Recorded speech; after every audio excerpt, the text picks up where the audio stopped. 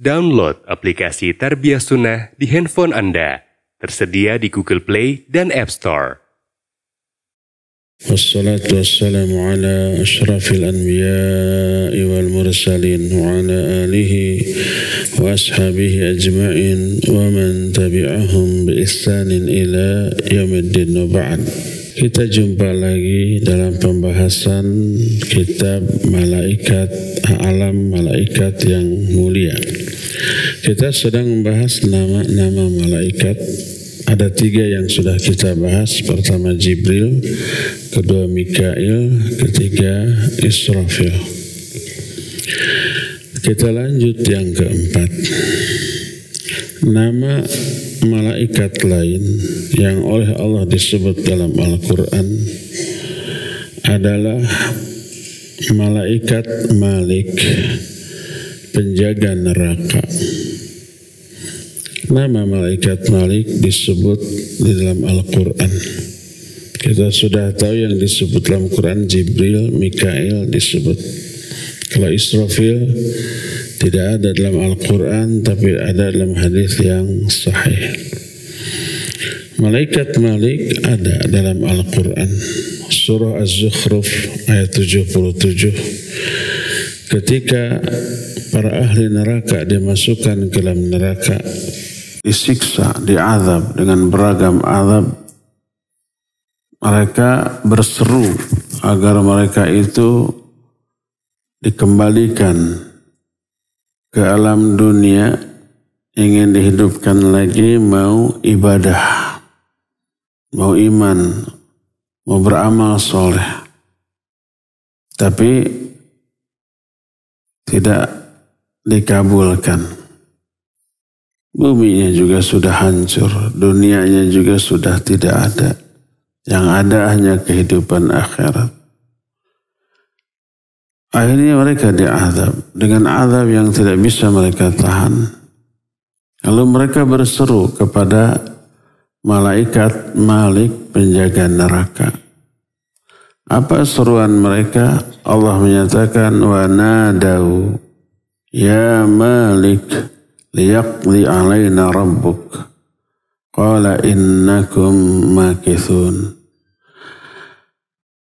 Berfirman Allah, wa nadau, berteriaklah para ahli neraka, ya Malik, wahai Malik. Malik ini pemimpin para malaikat penjaga neraka. Liyaqdi alaina rabbuk, hendaklah Allah ini mematikan kita.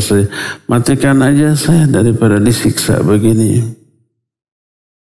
Maka Malik menjawab, innakum makithun, kalian tetap tinggal di sini, tidak dikeluarkan, tidak dimatikan. Bahkan mereka setelah berseru minta dimatikan, tidak digubris, berseru lagi, kalau begitu ringankan, kurangi azab kami ini. Tetap dikurangi tidak, dimatikan tidak, apalagi dikeluarkan, mereka tetap di sana. Berkata Al-Imam Ibn Jarir Al-Tabari rahimahullah ketika menerangkan ayat ini. Ayat yang terdapat dalam Az-Zukhruf 77 tadi, yaqulu ta'ala dzikruhu wa nada haula'il mujrimun ba'dama adkhalahumullahu jahannam fanalahum fiha minal bala ma nalahum malikan khazinan jahannam ya Malik liyaqdi alina rabbuk qal liyumitna rabbuk. Kata Imam Ibnu Jarir, dalam ayat ini Allah berfirman, orang-orang durhaka setelah Allah masukkan mereka ke dalam neraka Jahannam, lalu diazab dengan berbagai macam azab yang mengerikan. Mereka berseru kepada Malik, penjaga neraka Jahannam, hai Malik, suruh Allah mematikan kami saja. Daripada disiksa, lebih baik mati. Kalau mati sudah enggak merasa apa-apa. Itulah seruan orang-orang ahli neraka di sana. berseru kepada Malik. Berkata Imam Al-Qurtubi ketika menerangkan ayat ini, huwa khazinu jahannam.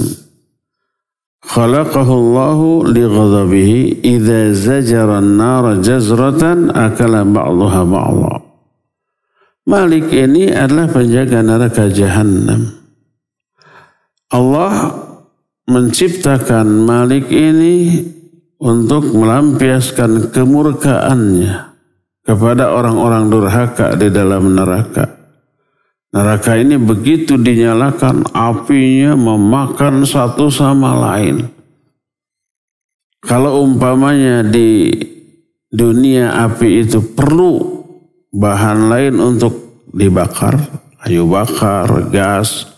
Kayu bakar, gasnya habis, apinya padam, neraka mah enggak, berdiri sendiri.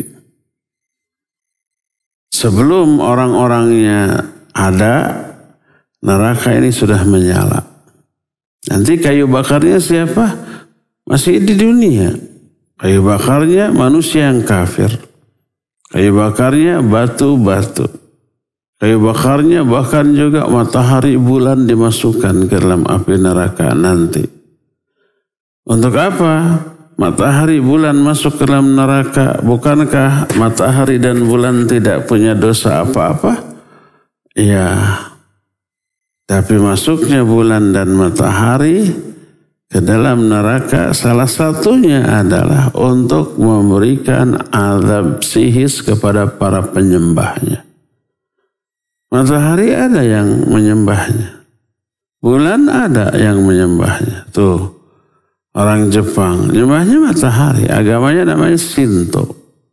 Makanya benderanya bulan dua, matahari. Tuhan mereka yang disembah. Semuanya dimasukkan ke dalam jahannam dengan matahari, dengan bulan, dan semua sesembahan manusia di dunia. Ketika melihat yang disembahnya sama-sama masuk ke dalam neraka, secara psikis mereka itu lebih tersiksa lagi. Nah, jadi neraka tersebut merupakan api yang hidup tanpa harus ada bahan yang dibakar.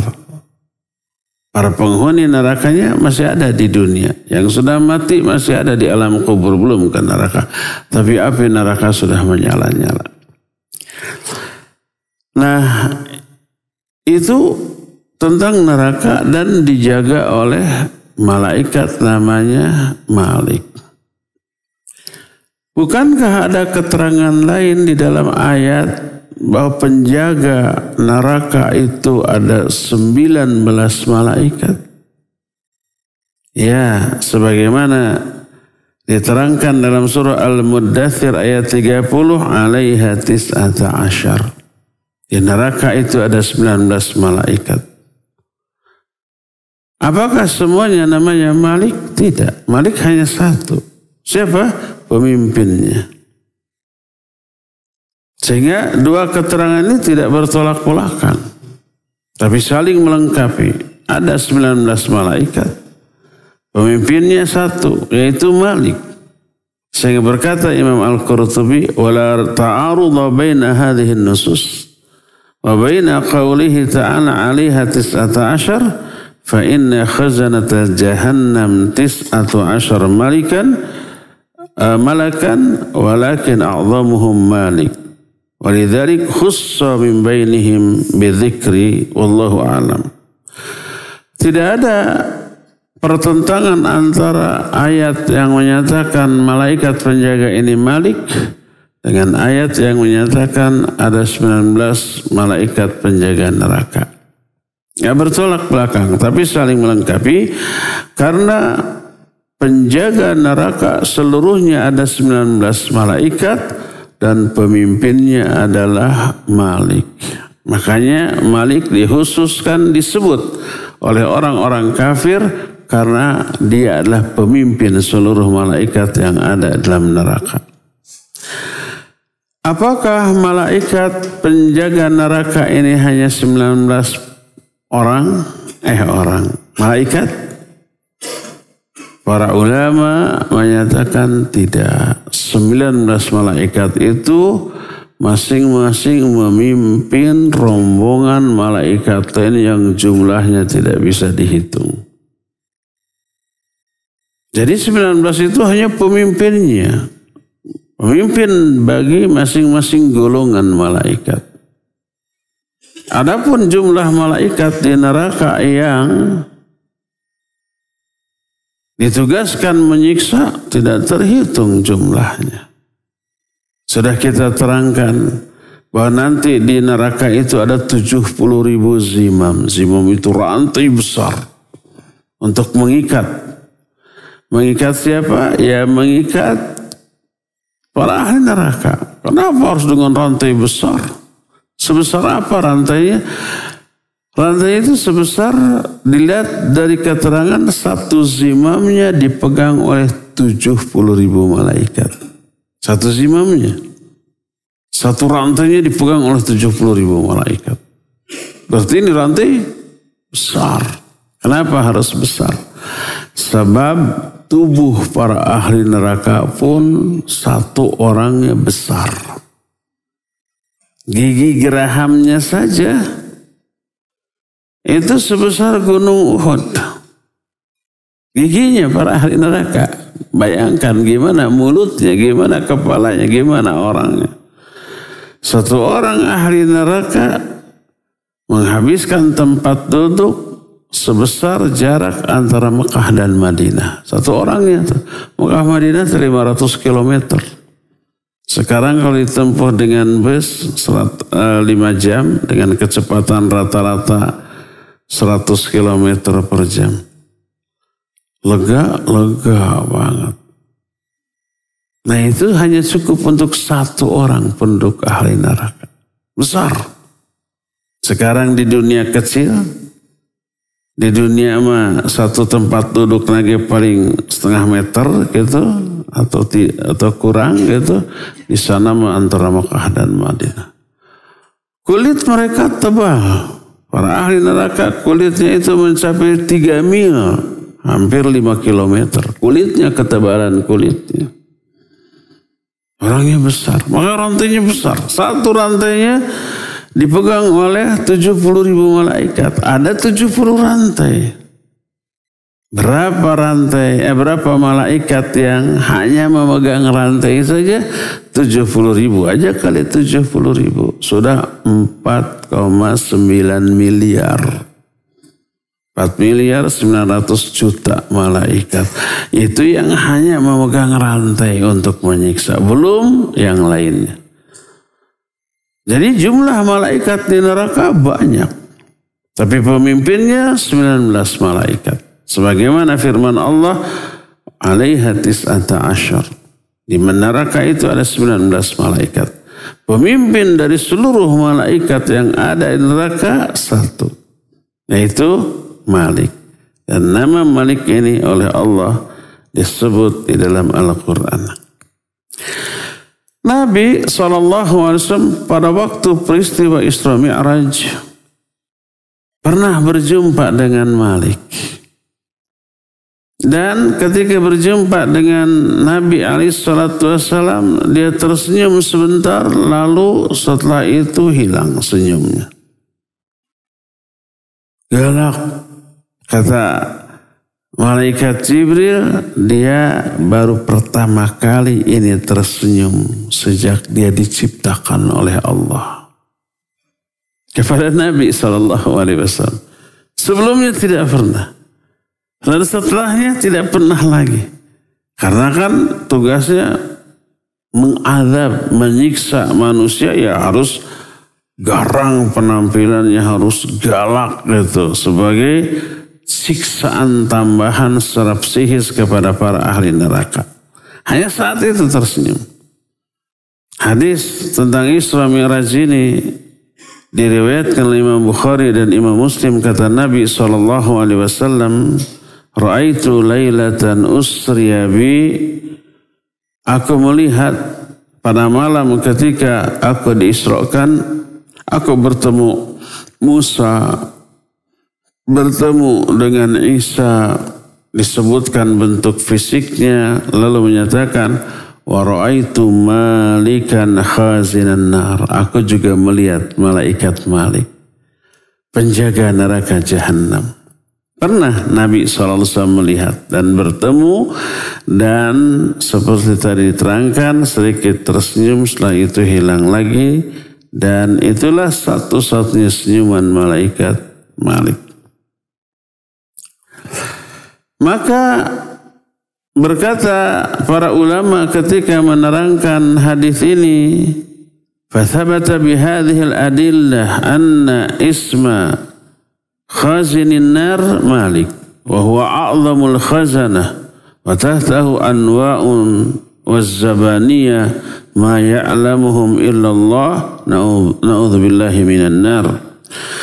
Dari dalil-dalil tadi tetaplah bahwa nama pemimpin dari seluruh malaikat yang berjaga di dalam neraka adalah Malik, dan dialah malaikat terbesar di antara malaikat penjaga neraka lainnya, dan di bawahnya ada beberapa malaikat lain yang tugasnya menyiksa di bawah komando dari Malik.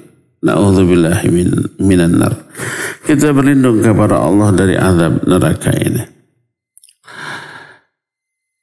Adapun nama atau sebutan bagi malaikat penjaga neraka, Allah menyebut dengan sebutan Az-Zabaniyah. Falyad'u nadiyah sanad'u Az-Zabaniyah. Kalla la tuti'hu wasjud waqtarib. Dalam surah Al-Alaq ayat yang terakhir. Kata Allah, falyad'un nadiyah. Silakan para ahli neraka memanggil siapa saja yang ingin mereka panggil. Wa sanad'u zabaniyah, kami akan memanggil zabaniyah. Zabaniyah itu malaikat-malaikat yang ada dalam neraka untuk mengazab. Nanti di neraka mengazab orang-orang kafir. Maka kata Allah Azza wa Jalla, la tuti'hu. Jangan kamu taati orang kafir itu. Wasjud waqtarib. Sujudlah kamu kepada aku dan mendekatlah. Ada perintah sujud dalam ayat ini. Makanya disunnahkan ketika membaca ayat ini atau yang mendengarkannya dengan seksama, untuk apa? Sujud. Namanya sujud tilawah. Tilawah itu bacaan. Sujud karena mendengar bacaan ayat yang berisi perintah sujud. Seperti ini. Falyad'un nadiyah sanad'uz zabaniyah la tuti'hu wasjud waqtarib. Sujudlah kamu dan mendekatlah. Kalau di kita, imam setelah baca ini jarang yang sujud. Pertama, memang tidak dibiasakan sujudnya. Termasuk di masjid ini, iya kalau imamnya orang lain, kalau ada ayat sajadah hari-hari antara sujudnya. Kalau saya yang jadi imam sujud. Kedua, ayat ini ayat terakhir dalam surat Al-Alaq. Kalau sujud berdiri lagi nggak ada lagi bacaan lain. Jadi bingung. Padahal ada dua cara setelah umpamanya wasjud waqtarib, sujud tilawah. Langsung. Apa bacaannya? Sama dengan bacaan sujud dan subhana rabbiyal a'la. Minimal 3 kali. Lalu ada tambahan sajada wajhil ladzi khalaqahu wa syaqqa sam'ahu wa basarahu bihaulihi wa quwwatihi. Itu bacaan tambahan. Yang pokoknya subhana rabbiyal a'la. Jangan lupakan subhana rabbiyal a'la. Karena Nabi SAW setelah turun ayat surah Al-A'la, sabbihisma rabbikal a'la, beliau di dalam sujudnya membaca subhana rabbiyal a'la. Lalu beliau berkata, ij'aluha fi kulli sujudikum. Jadikan subhana rabbiyal a'la ini bacaan pokok dalam seluruh sujud kamu. Sujud yang mana? Semua sujud. Baik sujud dalam sholat, baik sholat fardu ataupun sunnah, ataupun sujud di luar sholat.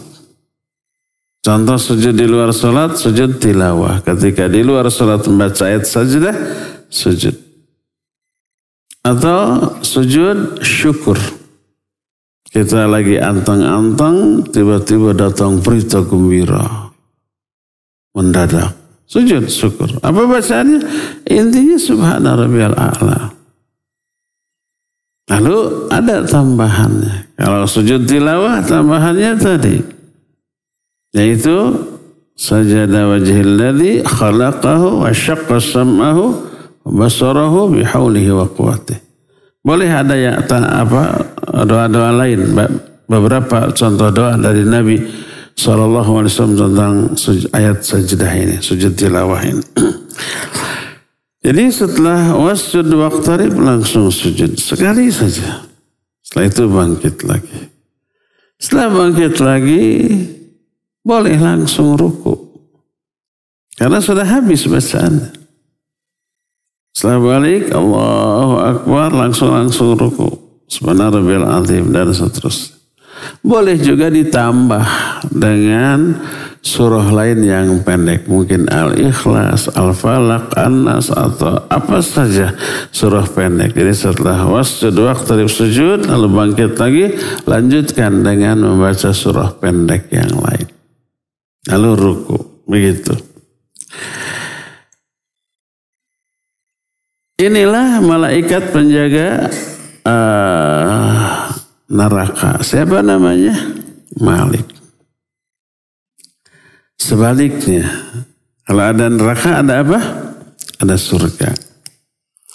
Di surga ada enggak penjaga surga? Ada. Ya. Wasiqal ladzina taqaw ilal jannati zumara. Digiring orang-orang. Wasiqal ladzina taqaw rabbahum ilal jannati zumar. Orang-orang bertakwa nanti digiring menuju surga, berbondong-bondong.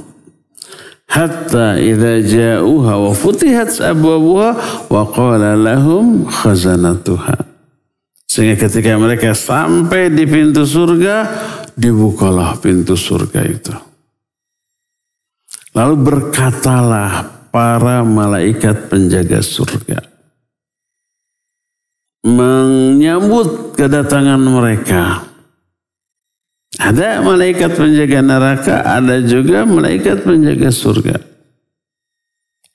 Wasiqal ladzina kafaru ila jahannama zumara. Digiring orang-orang kafir menuju neraka jahanam secara berkelompok-kelompok. Hatta idza ja'uha futihat abwabuha wa qala lahum khazanatuha.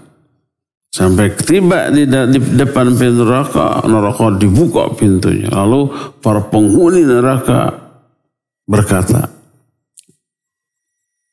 menyambut kedatangan orang kafir dengan nada yang bengis. Jadi ada penjaga neraka, ada penjaga surga. Kalau penjaga neraka disebut oleh Allah dengan dua sebutan. Pertama, pemimpinnya Malik. Kedua, para penggawanya disebut malaikat Zabaniyah. Nah sekarang, siapa malaikat penjaga surga? Ada yang tahu siapa? Ridwan. Kita sering dari kecil menyebut 10 malaikat. Jibril, Mikail, Israfil. Ada lagi Israel, nanti dibahas. Munkar, Nakir, Raqib, Atid, Malik, Ridwan. Malaikat Ridwan tidak disebut dalam Al-Quran, juga tidak disebut dalam hadis yang sahih. Tidak ada hadis yang sahih yang menyebut nama malaikat penjaga surga, yaitu Ridwan. Lalu dari mana nama Ridwan ini muncul? Dari hadis, tapi hadisnya dhaif. Tapi walaupun dhaif, para ulama ahlus sunnah banyak yang menisbatkan nama Ridwan sebagai pemimpin dari malaikat penjaga surga. Hadisnya diterima dari Ibnu Abbas radhiyallahu anhuma. Lalu Salah satu di antara kalimat dalam hadis ini, qala Jibril lin Nabi sallallahu alaihi wasallam, ya Muhammad, abshir, hadza ridwan khazinul jannah. Kata Ibnu Abbas, malaikat Jibril berkata kepada Nabi Muhammad sallallahu alaihi wasallam, hai Muhammad, abshir, bergembiralah engkau, hadza ridwan, ini malaikat ridwan, ketemu. Dia adalah penjaga surga. Hadis ini diperiksa oleh para ulama, sanadnya dhaif. Hadis ini diriwayatkan oleh Imam As-Suyuti dalam sebuah kitab namanya Habaik Al-Habaik. Dan Imam Ibnu Asakir dalam kitab tarikhnya, penyebab dari dhaifnya hadis ini sebab salah satu di antara rawi dari hadis ini ada yang namanya Ishaq bin Bashar, dan Ishaq ini kata Imam Az-Zahabi matruk, ditinggalkan hadis-hadisnya oleh para ulama. Kenapa? Muttaham bil kadzdzab, dia tertuduh tukang bohong, tukang membuat hadis-hadis palsu. Orang rawi yang namanya Ishaq bin Bashar ini tukang membuat hadis palsu. Dan hadis yang meriwayatkan nama malaikat Ridwan sebagai penjaga surga ini diriwayatkan oleh orang ini. Makanya para ulama enggak percaya, tukang bohong. Oleh karena itulah maka dianggap dhaif. Maka berkata muallif hafizahullah ketika membahas hadis ini, wa hadza haditsun dhaifun. Hadis ini hadis yang dhaif. Walidzalik la yathbutu hadzal ism li khazinil jannah wallahu alam. Oleh karena itu para ulama tidak menisbatkan penyebutan nama Ridwan sebagai penjaga surga.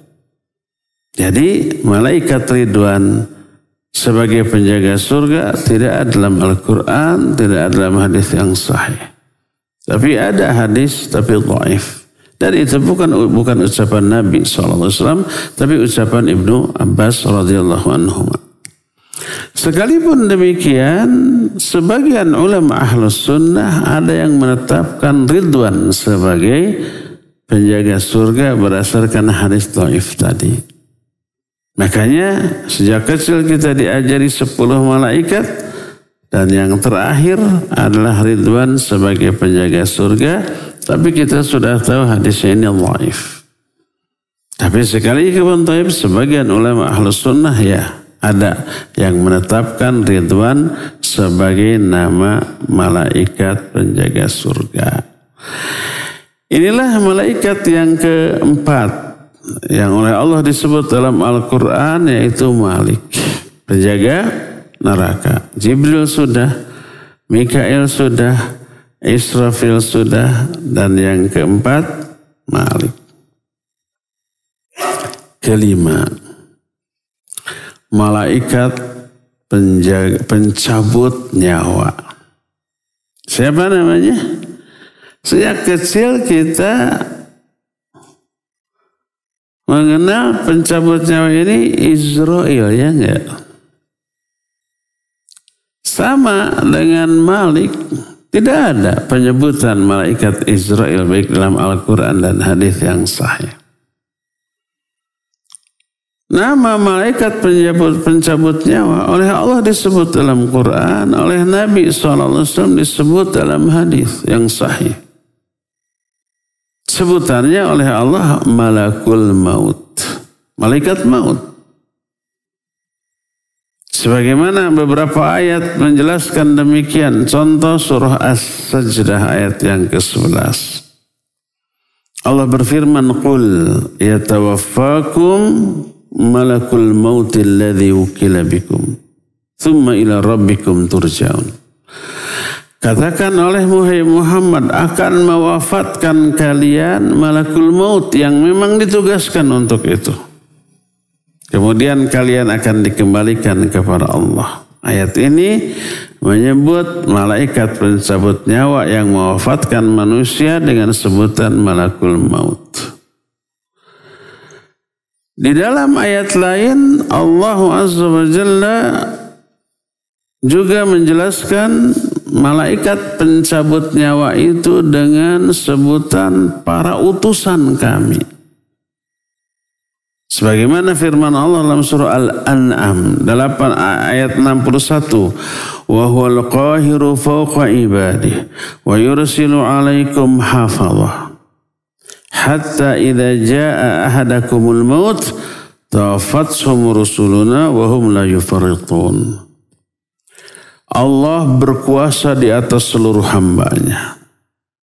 Lalu Allah mengirim para malaikat penjaga kepada kalian.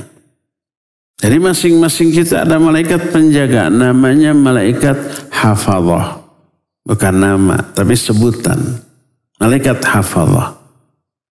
Allah menyatakan, wa yursilu 'alaikum hafazah.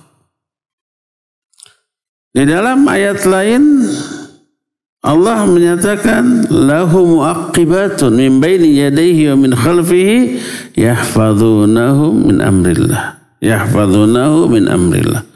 Bagi setiap manusia ada malaikat penjaga di depan dan di belakang. Disebut malaikat hafazah. Nah, ketika tiba ajal seseorang, malaikat hafazah itu menjaga orang ini dari musibah, kecelakaan yang tidak Allah takdirkan menimpa dia. Sehingga kan banyak kejadian yang tidak masuk akal, harusnya dia mati kok enggak gitu ya. Malaikat yang menjaga karena belum takdirnya dia mati.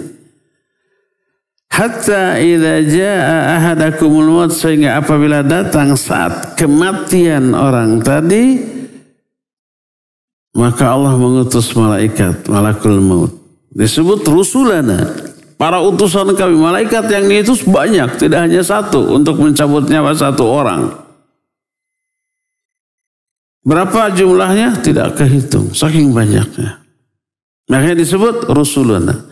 Tawafathum rusulana, kami wafatkan dia oleh para malaikat utusan kami, wahum la yufarritun, dan mereka tidak lari sedikit pun dalam mencabut nyawa orang ini. Kemana malaikat penjaga? Nyingkir semua. Sudah habis tugas mereka menjaga orang ini ketika kematian tiba. Nah, malaikat utusan Allah untuk mencabut ini banyak. Tidak terhitung jumlahnya.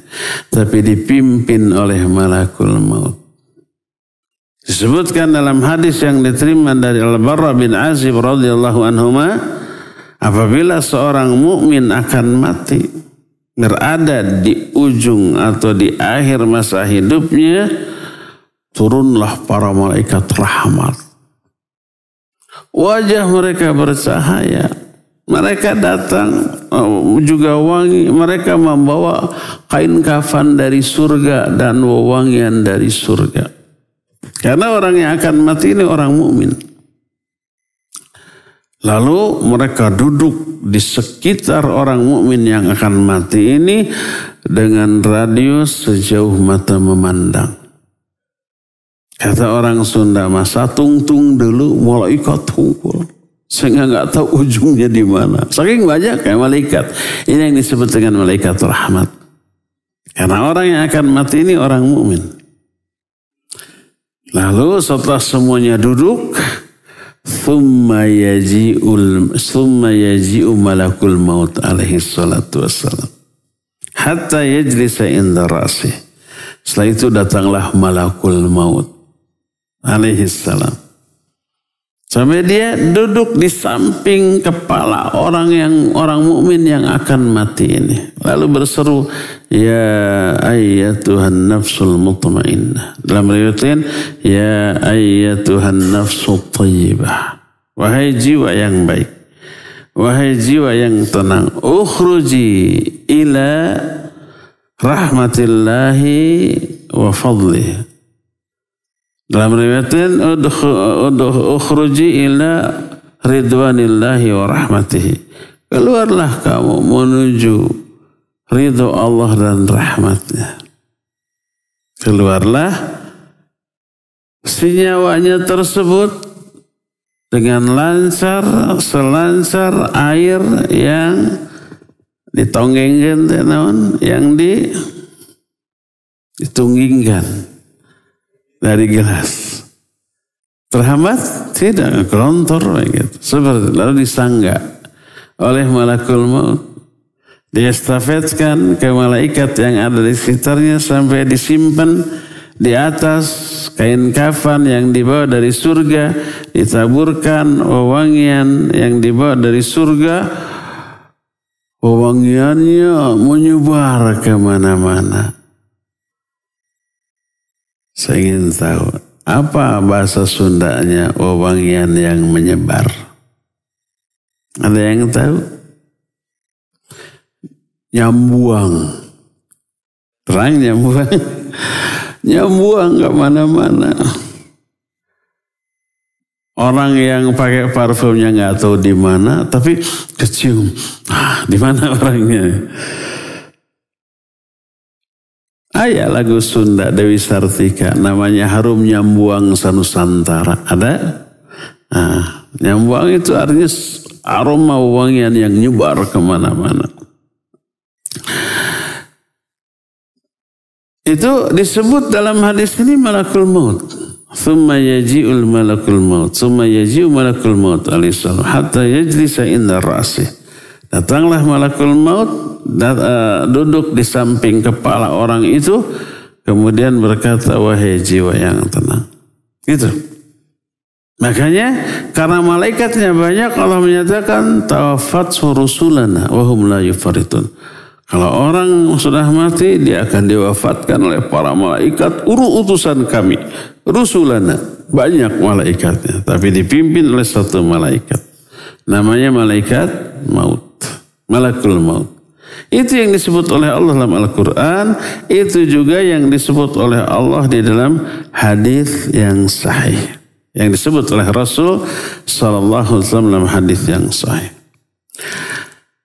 Adapun sebutan malaikat Israel sebagai pencabut nyawa didasarkan kepada riwayat Israiliyat. Berkata mu'alif, hakadha ja'a wasfuhu fil kitab was sunnah. Walam yasihha tasmiyatahu bi Israel kama huwa masyhurun inda katsiri minan nas. Malakul maut inilah nama yang oleh Allah disebut dalam Al-Quran dan juga disebut dalam sunnah oleh Nabi SAW. Dan tidak benar penamaan Israel sebagaimana yang masyhur di kalangan manusia sebagai malaikat pencabut nyawa. Jadi sebutan pencabut nyawa dalam Al-Quran juga dalam hadis disebut dengan sebutan malakul maut, bukan Israel. Di mana ketidaksahihan malaikat pencabut nyawa dengan sebutan Israel, nanti di kitab ini ada bahasan khusus.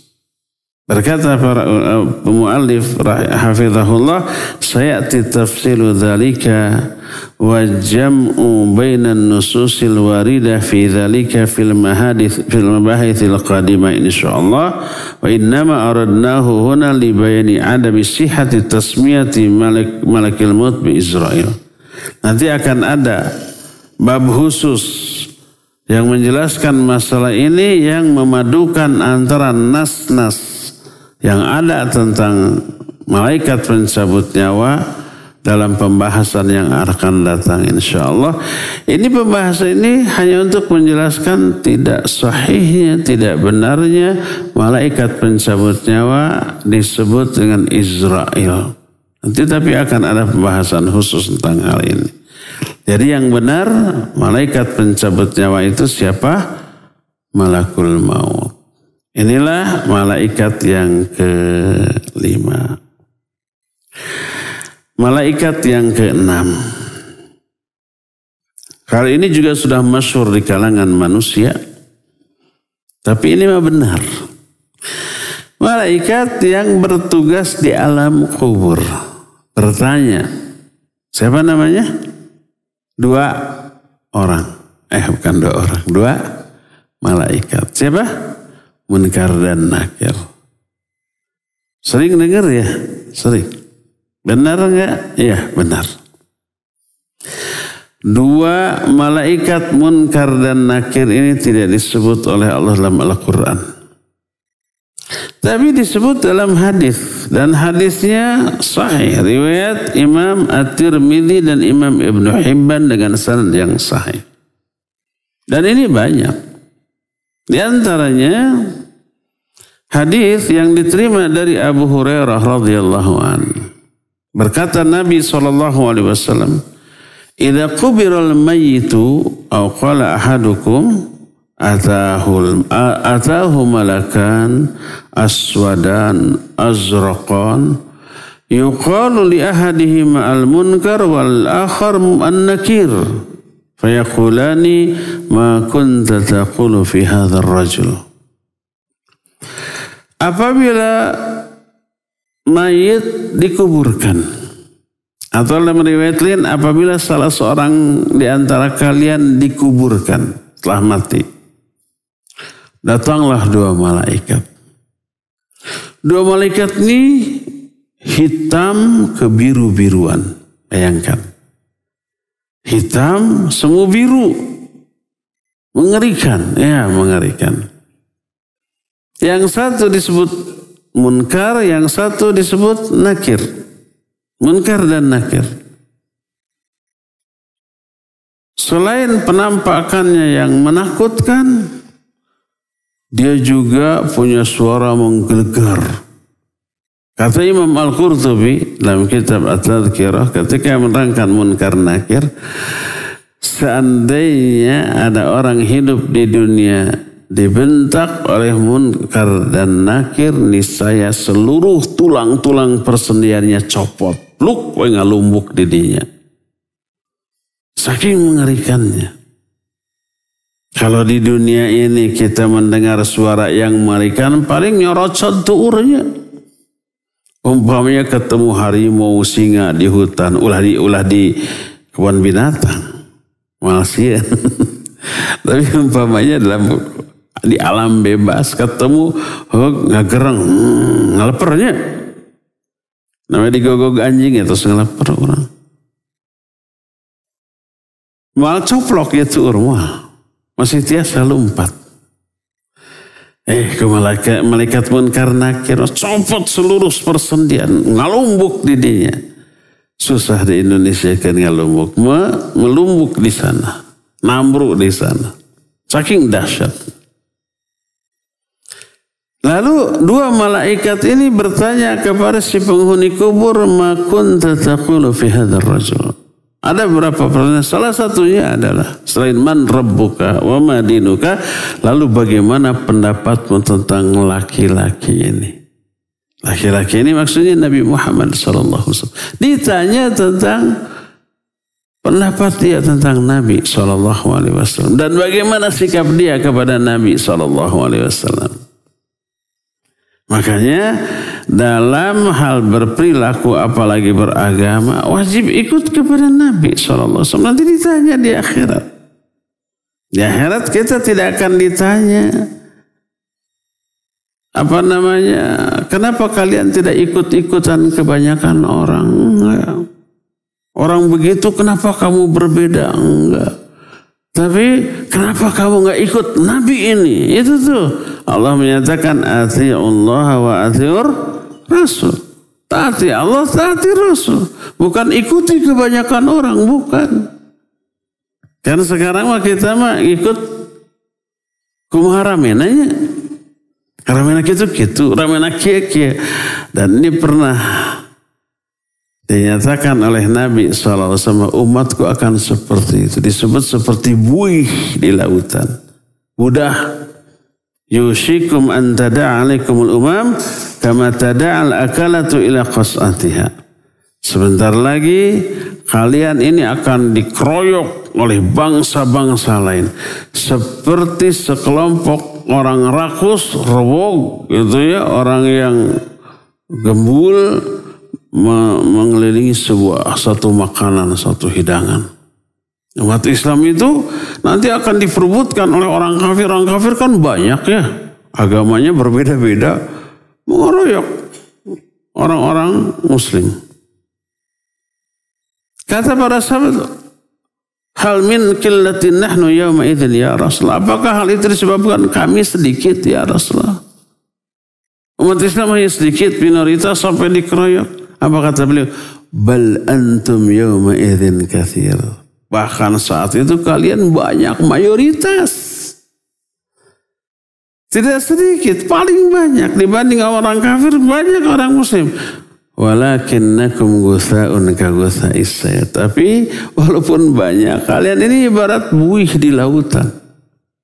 Buih itu pasti adanya di permukaan. Terus buih ini hanya akan mengalir kemana ombak membawa. Ombak ke sana ikut, ke sana ombak ke sini ikut. Ikut-ikutannya enggak? Dihembaskan ke pantai, tek hilang. Muncul lagi nanti di tengah. Banyak. Rung dia. Itu buih itu banyak, enggak punya pendirian. Ikut kemana arus mengalir. Itu umat Islam di akhir zaman kayak begitu. Ini sudah terjadi belum? Ya, umat Islam ikut-ikutan. Pokoknya asal dari orang kafir, dari barat disebut modern gitu. Disebutnya kemajuan zaman gitu ya. Maka itulah kenyataannya. Harusnya sekokoh batu karang. Batu karang mah sedikit di lautan. Setiap hari dihantam oleh ombak yang dahsyat. Data uget-uget acan nantinya. Tangguh. Malah ombak yang menghantamnya yang hancur. Sugan umpah batu karang ngagigeg meusan. Tangguh. Harusnya seperti itu. Nah, jadi umat Islam akan seperti itu. Karena apa? Ikut-ikutan. Ikut kebanyakan orang. Banyaknya orang gitu-gitu. Kumaha ramena welah orang mau ulah aneh-aneh kan gitunya. Ikut sunnah Nabi disebut dengan sebutan aneh. Ulah aneh-aneh lah. Dan itu kata Nabi SAW. Innal Islam bada'a ghariban wa sayaudu ghariban kama bada fatuba lil ghuraba. Islam awalnya dianggap sebagai ajaran yang aneh, yang asing. Dan nanti di akhir zaman akan dianggap aneh seperti awalnya. Maka berbahagia orang yang dianggap aneh. Siapa yang dianggap aneh itu? Alladzina yuhyuna ma amatan nasu min sunnati. Orang yang menghidupkan kembali sunnahku setelah sunnah ini dimatikan orang. Orang yang berpegang teguh kepada sunnahku di saat orang sudah meninggalkannya. Ini yang dianggap aneh. Jadi nanti di alam kubur ditanya. Apa pertanyaannya? Bukan kenapa kamu gak ikut orang banyak. Enggak. Kenapa kamu gak ikut orang ini? Siapa orang ini teh? Nabi Muhammad SAW. Itu yang akan ditanya. Jadi kalau umpamanya kita mengamalkan sunnah, oleh orang lain disebut ulah aneh-aneh lah. Ikut aja kebanyakan orang gimana ramainya gitu-gitu biar gak dianggap aneh. Jawab. Di alam kubur kita tidak akan ditanya kenapa gak ikut orang banyak. Di alam kubur kita akan ditanya kenapa kamu gak ikut orang ini. Siapa orang ini teh? Nabi Muhammad SAW. Satu orang ini yang harus kita ikuti ya. Hadis ini menjelaskan bahwa malaikat yang bertanya di alam kubur adalah Munkar dan Nakir. Disebut Munkar dan Nakir, maknanya sama. Munkar Nakir itu maknanya sama. Sumyal munkaru munkaran lianna kulla ma ra'ahu nakarahu angkarahu. Disebut malaikat munkar karena setiap orang yang melihatnya pasti takut, pasti akan mengingkarinya karena menakutkannya. Munkar dan Nakir ini. Dan ingat, semua malaikat itu diberikan kelebihan yang jauh di atas manusia. Malaikat gak ada yang bego. Malaikat tidak ada yang bodoh. Malaikat tidak ada yang bisa dikelabui. Malaikat tidak akan salah. Ingat, banyak ustadz yang menjadikan malaikat sebagai bahan candaan, seolah-olah malaikatnya bodoh bisa salah. Ada ustadz yang menceritakan tentang orang kaya raya mati, lalu menyuruh seorang tukang kayu untuk menemani tapi menggali kubur di samping kuburan itu ya. Untuk menemani, oke, dikasih fasilitas. Nampaknya belum mati itu. Didatangi malaikat Munkar Nakir, ditanya, disangkanya sudah mati. Makanya malaikat sebodoh itu. Yang masih hidup ditanya, yang masih hidup ditanya, yang itu kelewat, kan makanya gitu. Itu pelecehan terhadap para malaikat. Terutama malaikat Munkar Nakir. Ini pasti fiktif, itu pasti karangan, nggak ada riwayatnya itu. Pernah dengar ada yang cerita begitu? Pelecehan terhadap malaikat. Ya, dijadikan sebagai bahan guyonan, orang ketawa-ketawa. Waliyadzubillah. Bukan ilmu itu kedustaan. Yang melecehkan malaikat seolah-olah malaikat itu salah dalam memeriksa orang. Seolah-olah malaikat itu bodoh. Pelecehan terhadap para malaikat. Jadi nama malaikat penjaga kubur adalah Munkar dan Nakir. Lalu bertanya, man rabbuk, siapa Rabbmu? Wa ma dinuk, apa agama? Terus, wa madza taqulu fi hadzal rajul? Apa pendapatmu tentang laki-laki ini? Pertanyaan ini disebut fitnah kubur. Disebut fitnah karena disertai dengan bentakan yang dahsyat. Disebut syadidal intihar. Kedua malaikat itu dahsyat sekali bentakan. Termasuk orang mukmin, ya.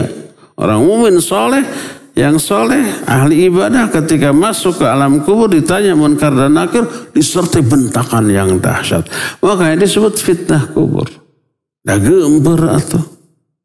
Walaupun sudah hafal, dibentak begitu bisa arap-ap erep ya. Kabur pengajian itu. Tapi orang mukmin bisa menjawab, ditegarkan oleh Allah. Itu yang dimaksud oleh firman Allah, yuthabbitul ladzina amanu bil qauli tsabit. Allah akan memantapkan hati orang-orang beriman dengan ucapan yang mantap. Maksud ucapan mantap adalah jawaban yang benar ketika ditanya Munkar Nakir di alam kubur. Itu yang disebut dengan fitnah kubur. Jadi fitnah kubur itu pertanyaan Munkar Nakir di alam kubur. Semoga Allah menyelamatkan kita dari fitnah kubur. Ada orang yang tidak ditanya, ada. Bebas dari fitnah kubur. Siapa? Orang yang mati syahid. Mati membela agama Allah di medan perang, mati. Makanya sahabat menyatakan, ya Rasulullah, ma balul syuhada, ma balul mu'minin yuftanuna fi quburim illa syuhada. Ya Rasulullah, kenapa orang mukmin difitnah di alam kubur sedangkan orang yang mati syahid tidak? Tidak kena fitnah kubur. Apa kata Nabi?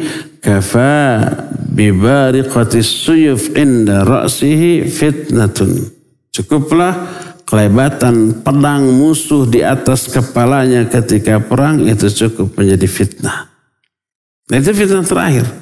Ketika perang tuh musuh nyabetkan pedang itu tuh bikin takut nggak? Iya, ngeri itu. Ya. Bisa perem orang, bukan nakis, bukan menghindar, tapi perem, pasrah kan gitu. Itu cukup menjadi fitnah. Sehingga di alam kubur tidak fitnah lagi. Tidak kena fitnah lagi.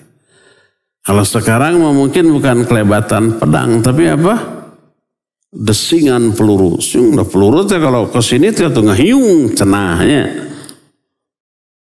Jangankan peluru atau merecon. Ketika di yang besar, sungut, disada. Sasak di Indonesia, teknologinya tidak begitu tinggi. Di Eropa, kalau malam tahun baru seperti berada di perang, di medan perang nuklir. Menurut contoh, tidak kelihatan. Kita di rumah, belum undur kaca teh. Kayak nuklir ya, pada itu mercon. Mengerikan ya, apalagi di medan perang. Nah inilah malaikat yang keenam, Munkar dan Nakir. Cukup sampai di sini saja dulu. Nanti malaikat lainnya akan kita bahas di pertemuan yang akan datang. Kita masih punya sisa waktu untuk bertanya jawab. Apabila ada pertanyaan dipersilakan. Wa sallallahu ala nabiyina Muhammadin wa ala alihi wa sahbihi. Silakan. Assalamualaikum warahmatullahi wabarakatuh. Waalaikumsalam warahmatullahi wabarakatuh. Ustaz, abdi bade ke rumah sakit. Bade dicabut gigi, nah kenging teu ngabatalkeun saum. Sareng upami ieu abdi kedah nyedot ieu naon jenengan teh kanggo menghilangkeun sesek eta kedah disedot upami sesek teh. Nah eta ngabatalkeun saum teu Ustaz. Sakitu assalamualaikum warahmatullahi wabarakatuh. Waalaikumsalam warahmatullahi. Ya syafakallah la ba'sa tahur insyaallah. Sing inggal damang. Dicabut gigi batal enggak? Batal kalau giginya ditelan.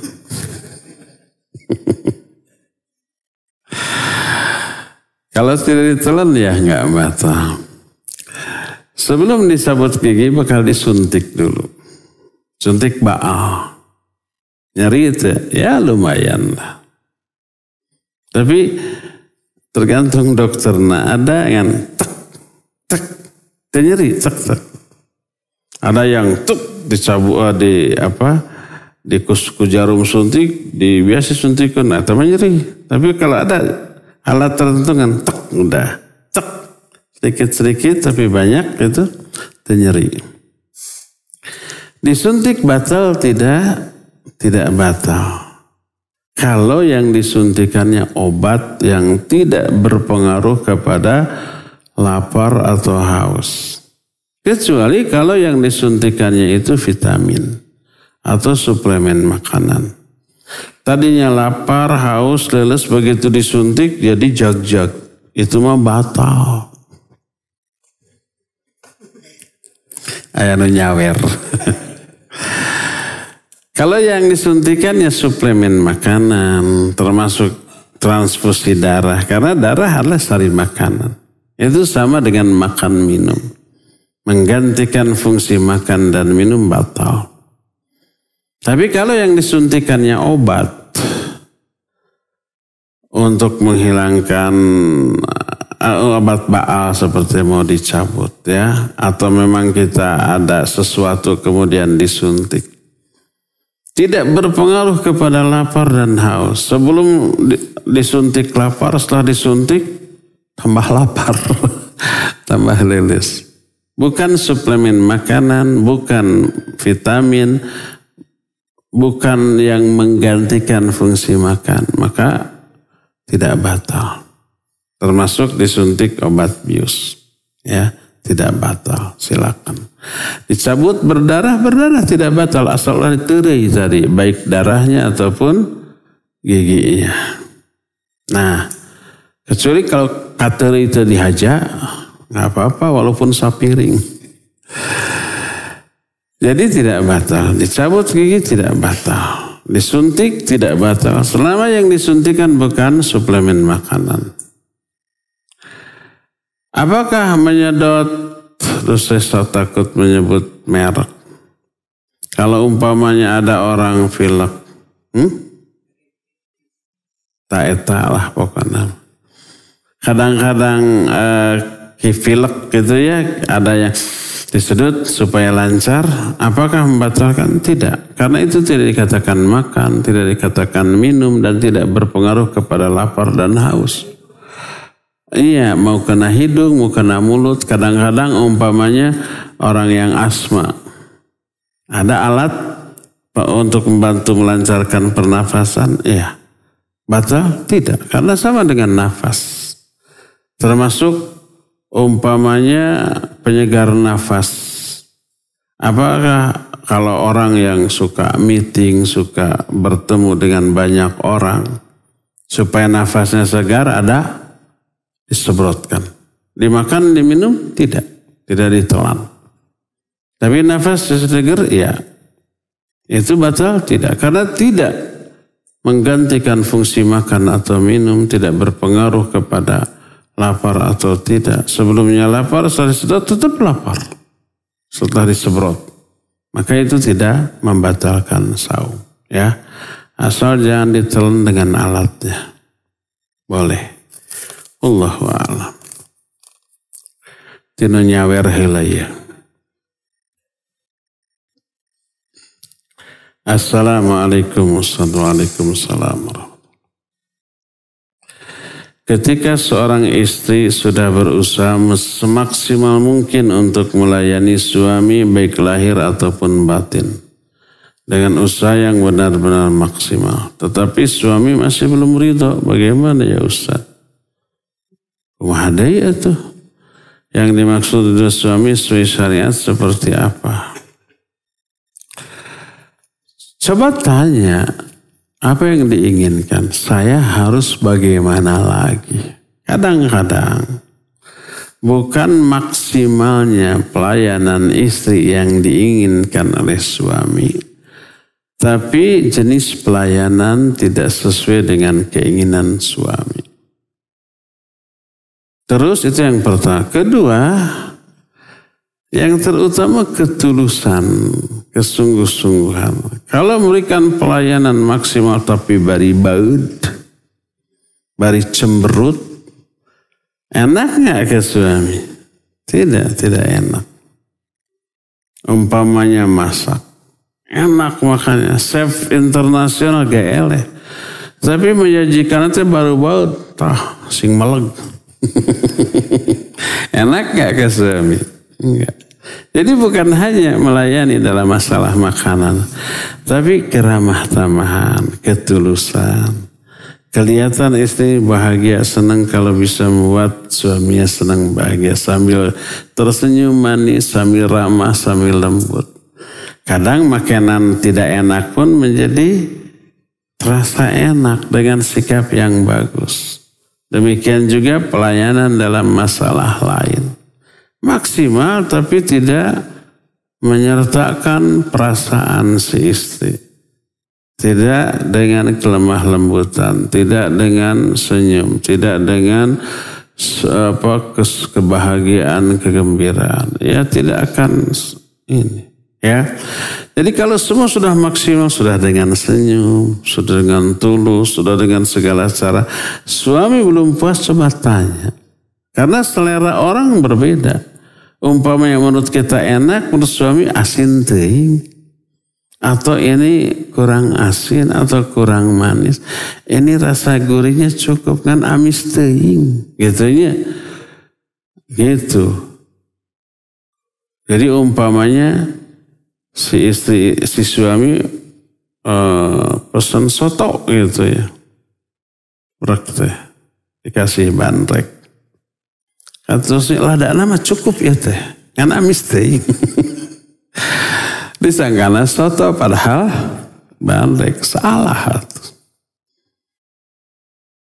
Jadi kalau sudah maksimal masih belum ridho, tanya apa maunya. Bagaimana saya akan usaha. Karena selera orang berbeda. Baiklah minuman, makanan, kopi. Ada yang suka manis, ada yang suka pahit. Ya. Orang yang suka pahit dikasih gula, dikasih kopi manis, ya mah kolak atau lain kopi kan gitunya. Tapi sebenarnya orang yang suka manis dikasih pahit, ya itu ngeracun naon kan gitu. Beda-beda, tanya keinginannya apa.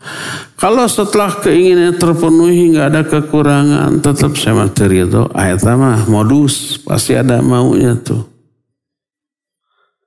Jadi kalau sudah maksimal tapi tidak bisa membuat suami ridho, tanya apa inginnya. Kalau sudah ditanya keinginan, sudah dilakukan maksimal, masih juga tetap begitu, la yukallifullahu nafsan illa wus'aha.